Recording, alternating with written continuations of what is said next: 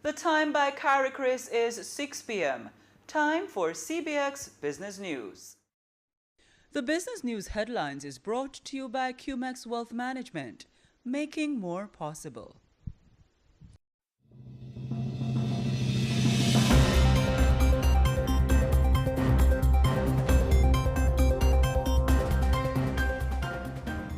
Stronger growth, investment bets, and a shift in global trade wins.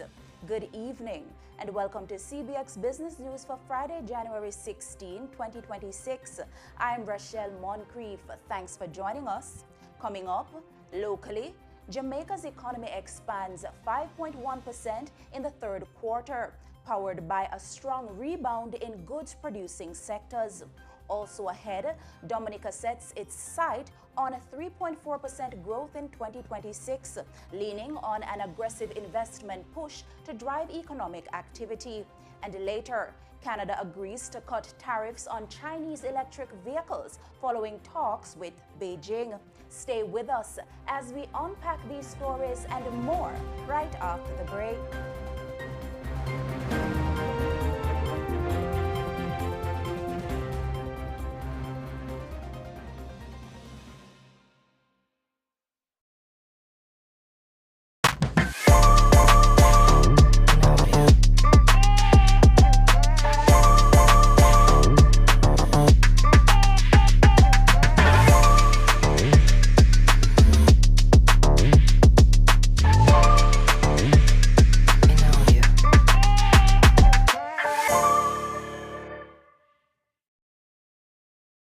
Kingston, Jamaica is a place to be in January 2026 for the 21st staging of the Regional Investment and Capital Market Conference that will be hosted by the Jamaica Stock Exchange at the Jamaica Pegasus Hotel. We invite you to join us as we bring together government leaders, issuers, investors, and potential investors for 3 days of insightful presentations and discussions. Register now. Seats are limited. Call 876-967-3271 or visit jamstockx.com. The local news is brought to you by Darriman Trading, better from the start. Development Bank of Jamaica, facilitating economic growth and development. Caribbean flavors and fragrances, tease the senses. And Pulse Investments.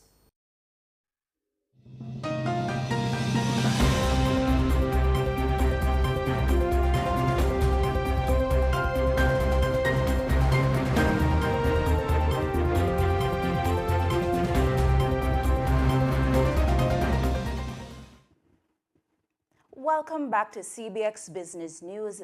We begin with fresh data from the Statistical Institute of Jamaica Statin, showing Jamaica's economy posting stronger third quarter growth. Jamaica's economy expanded by 5.1% in the July to September 2025 quarter, driven by a sharp rebound in goods-producing industries. Speaking during the institution's quarterly press briefing on Thursday, Statin's Director General, Leisha de Latibodir, says growth was led by agriculture, forestry and fishing, which surged 20.9%, supported by improved weather conditions following earlier hurricane disruptions. During the July to September period, the Jamaican economy grew by 5.1% compared with the corresponding period in 2024. The goods-producing industries grew by 10.9%, supported by strong growth in agriculture, forestry and fishing, mining and quarrying,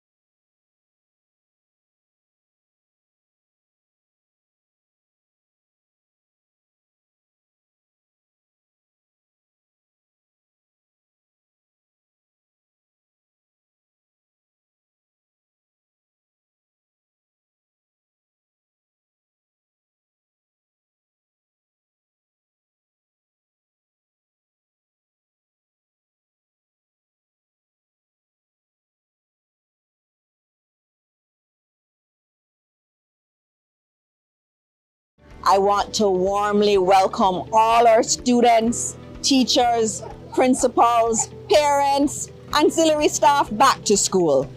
I know that for many families, this return is not easy.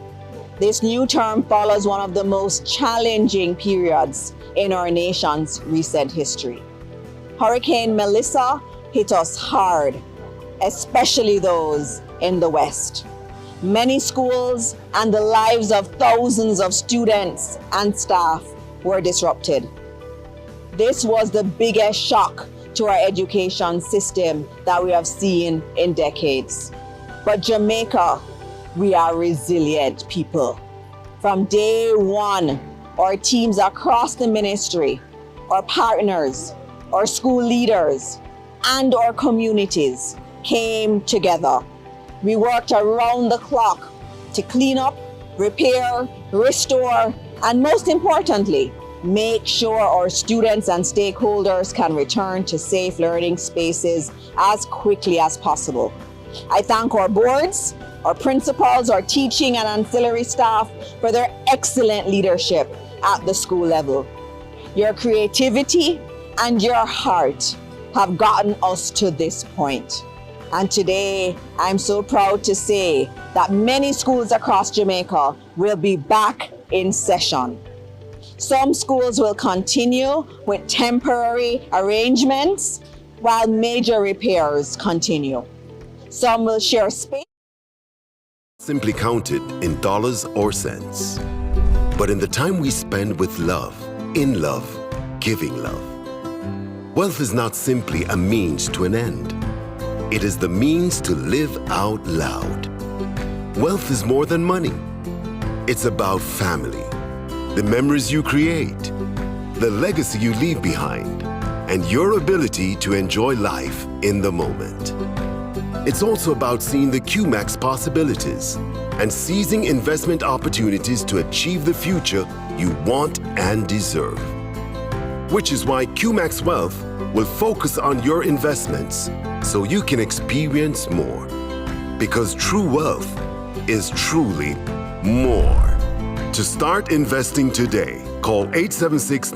The local news is brought to you by Darriman Trading. Better from the start. Development Bank of Jamaica, facilitating economic growth and development. Caribbean flavors and fragrances, tease the senses, and Pulse Investments.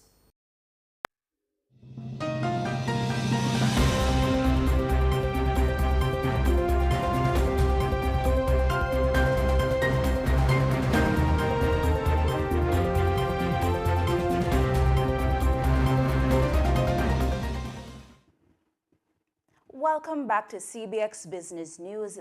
We begin with fresh data from the Statistical Institute of Jamaica, Statin, showing Jamaica's economy posting stronger third quarter growth. Jamaica's economy expanded by 5.1% in the July to September 2025 quarter, driven by a sharp rebound in goods-producing industries. Speaking during the institution's quarterly press briefing on Thursday, Statin's Director General, Leisha de Latibadir, says growth was led by agriculture, forestry and fishing, which surged 20.9%, supported by improved weather conditions following earlier hurricane disruptions. During the July to September period, the Jamaican economy grew by 5.1% compared with the corresponding period in 2024. The goods-producing industries grew by 10.9%, supported by strong growth in agriculture, forestry and fishing, mining and quarrying, manufacturing and construction. The agriculture, forestry and fishing industry recorded the highest growth at 20.9%, influenced by improved weather conditions. The services industries grew by 3.3%. All services industries recorded growth except for public administration and defense, which declined by 0.7%. Meanwhile, Jamaica's external trade position remained under pressure in the first 8 months of 2025. According to the Statistical Institute of Jamaica Statin, total merchandise exports between January and August amounted to US $1.21 billion, representing a 1% increase year on year, driven mainly by higher earnings from crude materials, excluding fuels. Earnings from total merchandise exports for the period January to August 2025 amounted to US $1,210.9 million, while imported goods were valued at US $5,131.0 million. This resulted in a balance of visible trade of negative US $3,920.1 million. Relative to the same period in 2024, earnings from the total export of goods increased by 1%, mainly due to increased revenue from crude materials excluding fuels. Spending on imported goods increased by 3.7% during the review period, primarily driven by increases in the imports of raw materials or intermediate goods, up by 11.8%, and consumer goods, up by 9.1%. That was Statin's Director General, Leisha Delati-Badir. Sagicor Group took the unusual step to shut down its operations for a full business day, bringing together more than 2,500 team members in a single coordinated move to align the organization behind its 2026 strategic agenda. The company's annual blast-off event this year marked a clear shift from a local to a regional operating mindset as Sagicor intensifies its focus on execution across regional and international source markets. Speaking with CBX's Janelle Dillon earlier today, Sagicor Group's Manager for People Development and Change Management, Jason Brown, says the decision to convene the entire workforce on a workday rather than a weekend as in previous years was deliberate, underscoring management's emphasis on alignment, productivity, and long-term performance. Blast off is important because it provides an opportunity for us to pause, to reset and align. Where is it that we need to go? And for this particular year, it is important because we are no longer thinking locally. We're thinking about regionally. How do we engage our team across the Caribbean, also in Canada and USA? He says at the center of the group's strategy are three execution pillars: people, processes, and technology. So at a high level, our top strategic pillars or initiatives, it's surrounded with people, processes, and technology.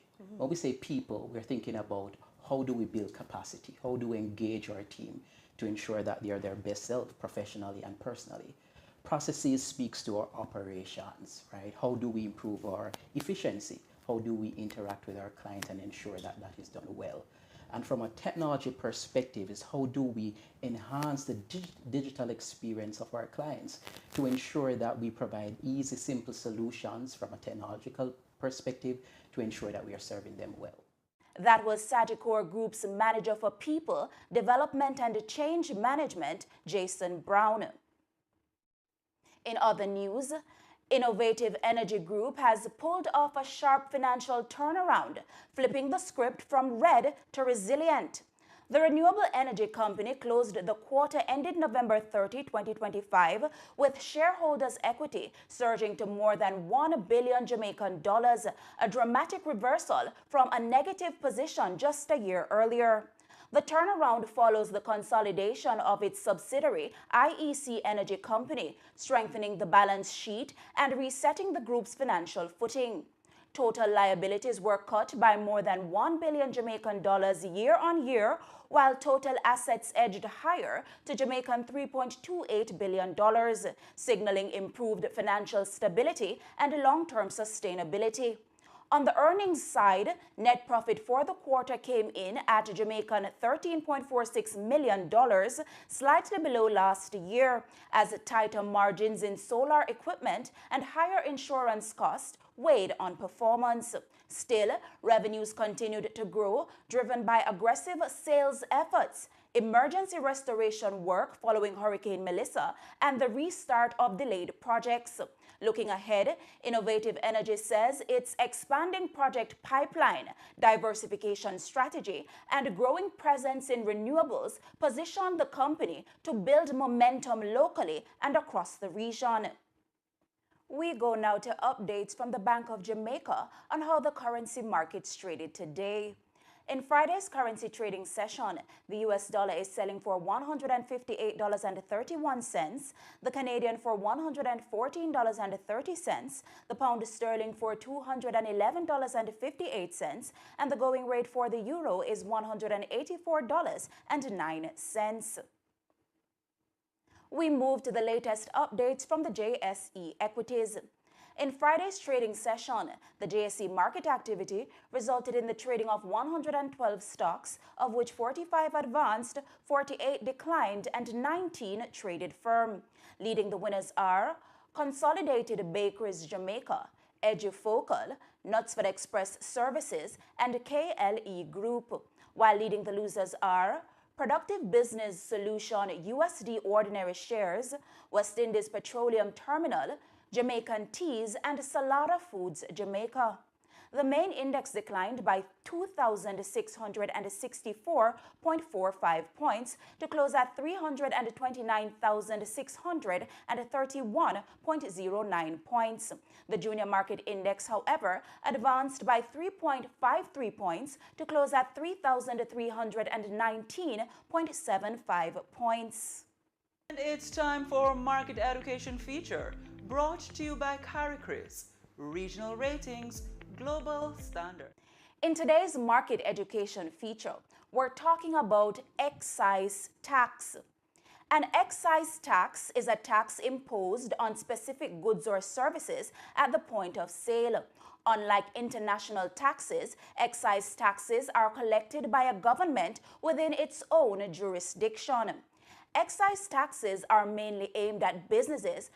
Companies that sell goods subject to excise taxes are generally responsible for remitting the tax to the government, and they often include this cost in the product's price, effectively passing it on to consumers. As a result, consumers usually do not see excise taxes listed separately. However, certain excise taxes are paid directly by individuals, such as property taxes and taxes on specific retirement account transactions. The Market Education Feature was brought to you by CARICRIS, Regional Ratings, Global Standards. And that's it for the local news segment. Please stay with us. The regional news is up next.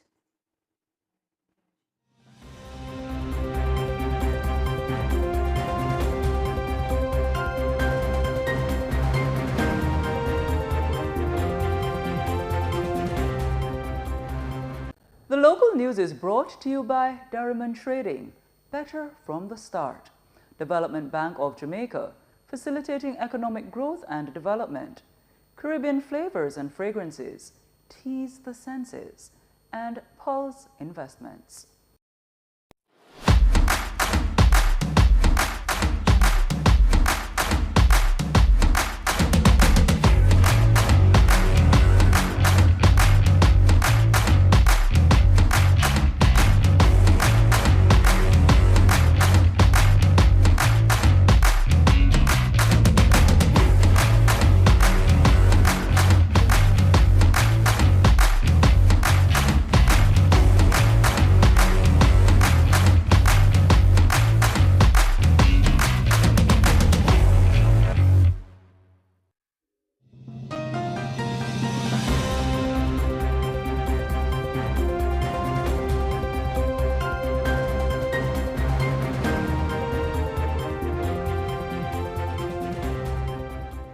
Welcome back. And now for the regional business news. Dominica's economy is projected to grow by 3.4% in 2026 as the government presses ahead with a development strategy centered on resilience, productive investment, and expanded support for small businesses. Speaking on the country's economic performance in 2025, Prime Minister Roosevelt Skerrit says the administration is moving into the new year with a focus on strengthening key sectors of the economy amid continued global uncertainty. The projection will be a 3.4% growth in the economy, yet another positive growth in the economy of Dominica. You will continue to see further investments in the country, major investments in the country projects-wise. As I said, the roads enhancement. You'll also have the cruise village. We'll also have the construction of the new ferry terminal. What is there will be demolished and a new building will be constructed that will be designed and fit for purpose, so that we can have better synergies at the ferry terminal for passengers and visitors coming to Dominica. We'll continue to invest in our young people, continue to invest in education. We'll continue to invest in housing. We'll continue to invest in small businesses. Meanwhile, Dominica's Citizenship by Investment (CBI) program has become the backbone of the country's development financing, now delivering more capital than traditional tax revenue, borrowing, or external grants. The program continues to fund critical national priorities, including infrastructure, climate resilience, and social development, as the government positions CBI receipts as a central pillar of its economic strategy. Against the backdrop of heightened international scrutiny of citizenship by investment programs globally, Skerrit says Dominica has moved to strengthen oversight, transparency, and security standards governing its program. We will never rely on the CBI program for recurrent expenditure. We always use the CBI program for capital investment, what we call public sector investment program, and payment to some of our more expensive debt. We only started using the CBI funds for recurrent expenditure. That was Prime Minister of Dominica, Roosevelt Skerrit. In other news, public-private investment in St. Kitts and Nevis is being advanced as a driver of growth in the creative economy, as a new development supported through the Citizenship by Investment framework moves from planning into execution. The project reflects a broader strategy to channel private capital into cultural and creative industries as part of the country's economic diversification push. Speaking at the groundbreaking, Minister of the Creative Economy, Samal Duggins, credited Prime Development for its vision and execution, while highlighting the role of the Citizenship by Investment unit in facilitating and supporting the project. Officials say the initiative is expected to unlock new economic opportunities, generate activity within the creative sector, and contribute to strengthening cultural development and national identity in St. Kitts and Nevis. It's now time for news from the Trinidad and Tobago Stock Exchange. Overall market activity resulted from trading in 18 securities, of which 8 advanced, 1 declined, and 9 traded firm. Today's winners are Guardian Media, Unilever Caribbean, Trinidad and Tobago NGL, and One Caribbean Media, while today's loser is Ansa McCall. Trading activity resulted in the following movements. The All-TNT Index advanced by 3.18 points to close at 1,386.37. The Composite Index advanced by 1.65 points to close at 956.52. The Cross-Listed Index remained at 69.47. The SME Index remained at 92.68. And we take a short break. But please do stay with us. The international news segment is up next.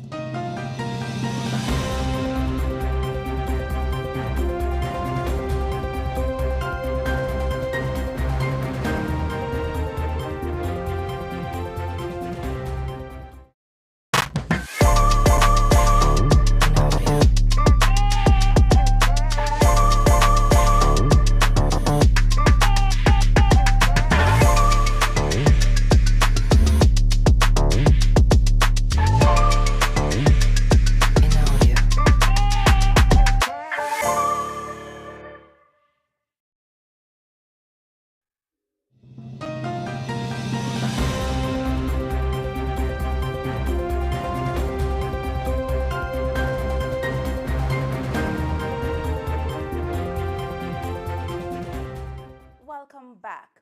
In international news, a major shift in the global electric vehicle trade is taking place as Canada moves to significantly roll back tariffs on Chinese-made EVs, signaling a recalibration of economic ties with Beijing. Speaking Friday, Canadian Prime Minister Mark Carney announced that tariffs of 100% on Chinese electric vehicles will be reduced to just over 6%, following high-level bilateral talks in Beijing. While the move stops short of a full market opening, Canada will cap EV imports from China at 49,000 units, a limit expected to rise to roughly 70,000 within 5 years, according to the Associated Press.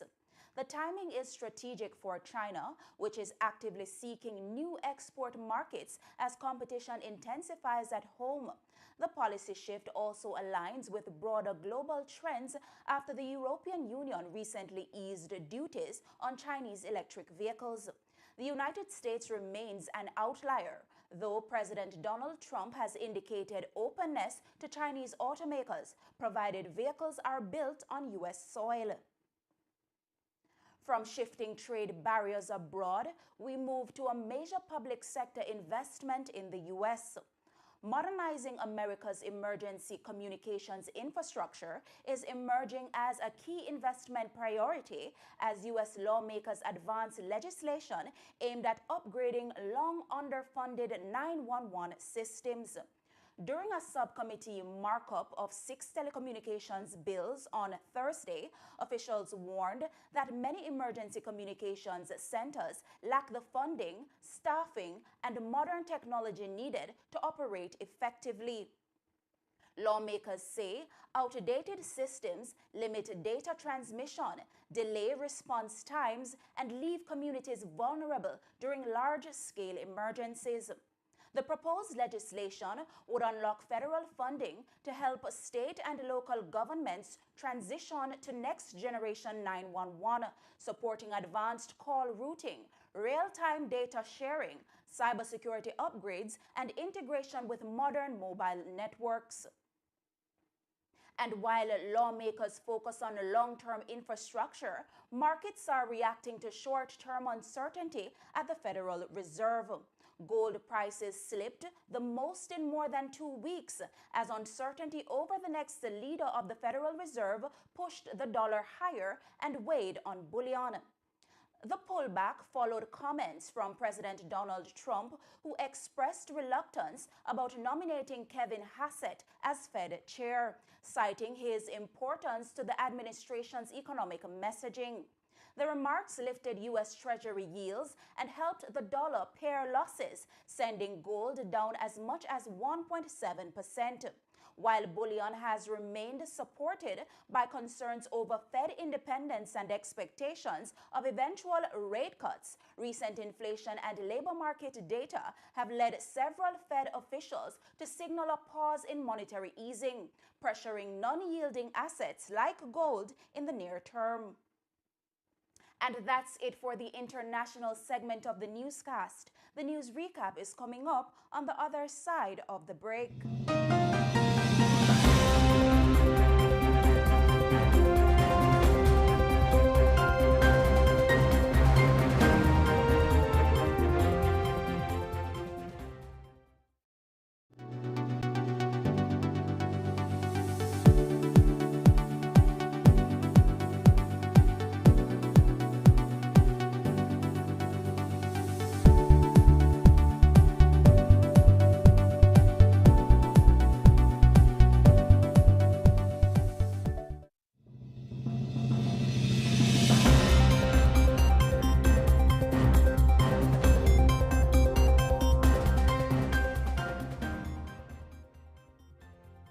And now to recap our top stories. In the local news, Jamaica's economy expands 5.1% in Q3 on goods sector surge. Regionally, Dominica targets 3.4% growth in 2026 on investment push. And internationally, Canada agrees to slash tariffs on Chinese EVs after Beijing talks. Those were the stories making today's CBX Evening News. On behalf of the entire production team, I'm Rachelle Moncrief. Thanks for watching CBX, your region, your business, your source.